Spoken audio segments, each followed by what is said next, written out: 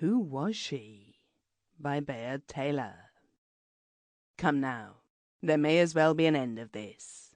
Every time I meet your eyes squarely, I detect the question just slipping out of them.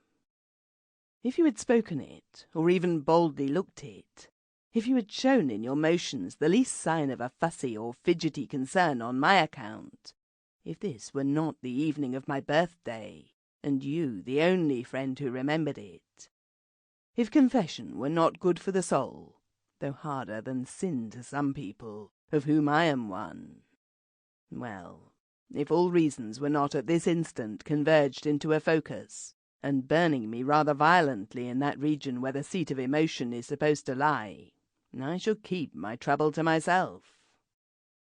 Yes, I have 50 times had it on my mind to tell you the whole story. But who can be certain that his best friend will not smile, or what is worse, cherish a kind of charitable pity ever afterwards, when the external forms of a very serious kind of passion seem trivial, fantastic, foolish? And the worst of all is that the heroic part which I imagined I was playing proves to have been almost the reverse. The only comfort which I can find in my humiliation is that I am capable of feeling it. There isn't a bit of paradox in this, as you will see.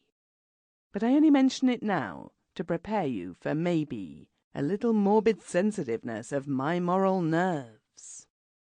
The documents are all in this portfolio under my elbow. I had just read them again completely through when you were announced. You may examine them as you like afterward.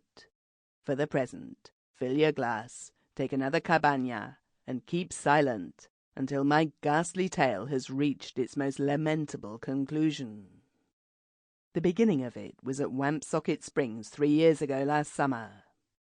I suppose most unmarried men who have reached or passed the age of 30, and I was then 33, experience a milder return of their adolescent warmth, a kind of fainter second spring, since the first has not fulfilled its promise. Of course, I wasn't clearly conscious of this at the time. Who is? But I had had my youthful passion, and my tragic disappointment, as you know.